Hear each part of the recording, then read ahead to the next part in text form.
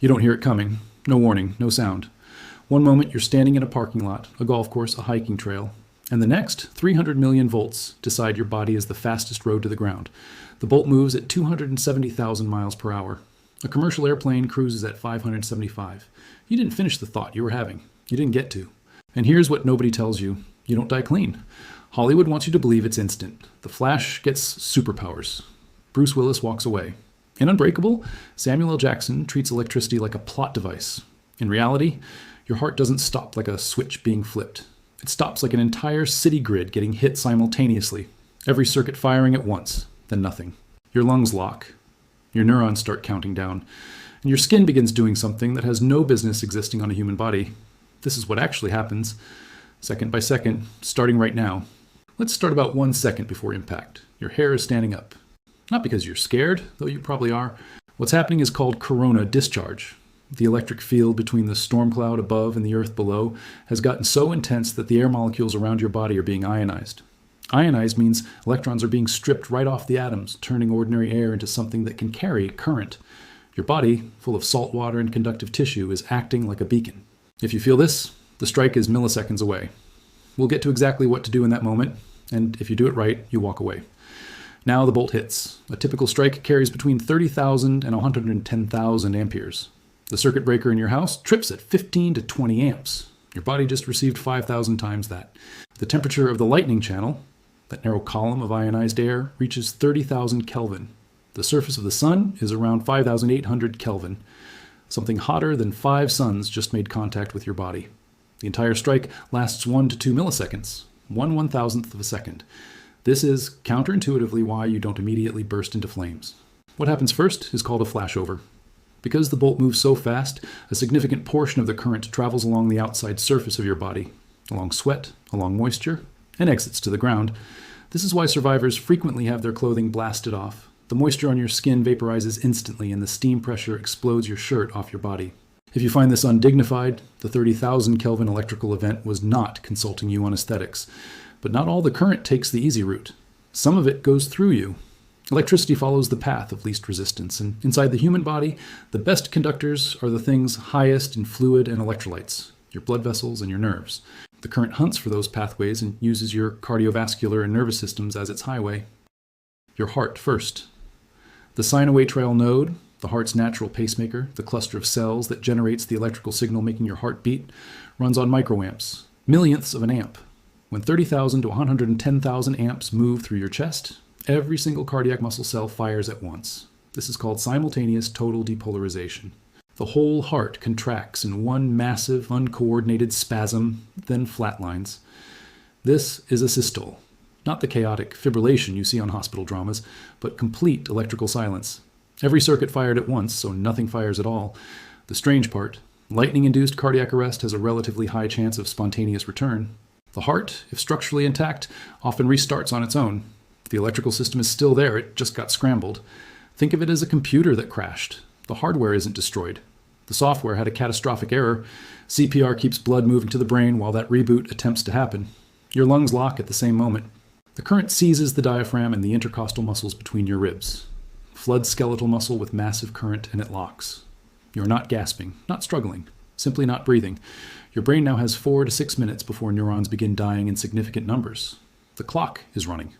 Your skin, meanwhile, is doing 2 things found nowhere else in medicine. The first is linear burns, red streaks running vertically down your body, tracing the path the surface current took as it vaporized your sweat. They look like someone drew lines down your torso with a red marker. The second is Lichtenberg figures. These are the fern-shaped fractal branching patterns that spread across the skin, and they are the most visually distinctive injury the human body can display. What's happening is that capillaries, the smallest blood vessels, are rupturing, and fluid leaks into surrounding tissue and branching patterns following the electrical discharge path. They look like red fern leaves tattooed across the victim. They fade within 24 to 48 hours. But in the acute phase, a trauma physician sees them and knows immediately what happened.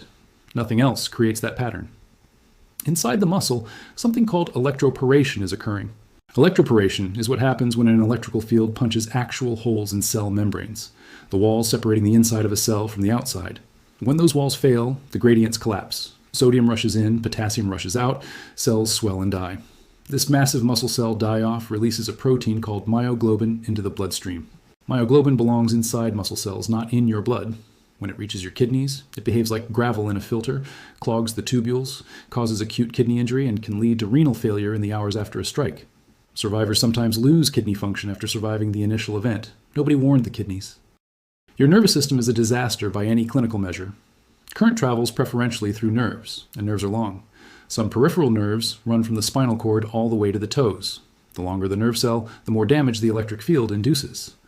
Brain tissue gets hit from multiple directions. Direct current damage to neurons, hypoxia from cardiac and respiratory arrest, and edema as fluid leaks into brain tissue from ruptured vessels. Gas bubbles can form from electrolysis, electricity splitting water molecules into hydrogen and oxygen, and appear in the perivascular spaces around brain blood vessels. Survivors frequently carry lasting changes in memory, personality, chronic pain, and cognitive function. Lightning doesn't just pass through.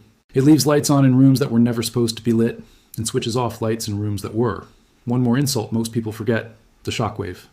When the lightning channel is superheated to 30,000 Kelvin in microseconds, the surrounding air explodes outward. That's what thunder is, the sound of an explosion. Close enough, and that pressure wave ruptures eardrums, causes barotrauma to the lungs, and physically throws you. Multiple survivors describe being launched 10 to 15 feet. In 1973, one man was thrown 10 feet out of a moving truck.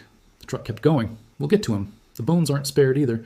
Research from South Africa, the global lightning fatality capital given its subtropical high elevation climate, has shown that lightning creates a specific cracking pattern in the crystalline structure of bone cells, found nowhere else in medicine. Forensic anthropologists now use it as a cause of death marker. So if you were wondering whether any part of your body escapes this process, no? The answer is definitively no.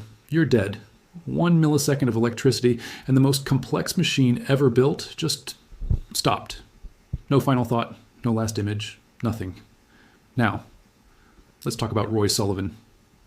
Roy Cleveland Sullivan was a park ranger at Shenandoah National Park in Virginia. Between 1942 and 1977, he was struck by lightning 7 separate documented times.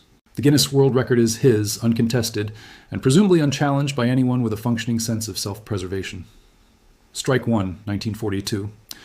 Roy is inside a fire lookout tower with no lightning rod. The tower gets hit 7 or 8 times. He runs out, gets struck again immediately, burns a strip down his leg, loses a toenail, continues being a park ranger. Strike 2, 1969. Driving his truck on a mountain road, windows open. Lightning deflects off a nearby tree, enters through the open window, burns off his eyebrows, knocks him unconscious. The truck continues driving and stops just before a cliff edge. Roy wakes up, notes this as an inconvenience. Strikes 3 through 7 occur in his yard, inside a ranger station, during patrol, on a walk, and while fishing. His hair catches fire on at least 4 occasions. He begins carrying a bucket of water specifically to pour on his own head. During his 5th strike in 1973, he claims he saw the bolt coming, watched it move down his left arm, cross his body, exit through his right leg, knock his shoe off. He poured the emergency bucket over his burning head and drove himself to the hospital. The 7th and final strike, 1977, Roy is fishing. Gets hit on top of the head. Fire starts. Burns spread to his chest and stomach. He extinguishes himself. Then a bear approaches and attempts to steal his trout.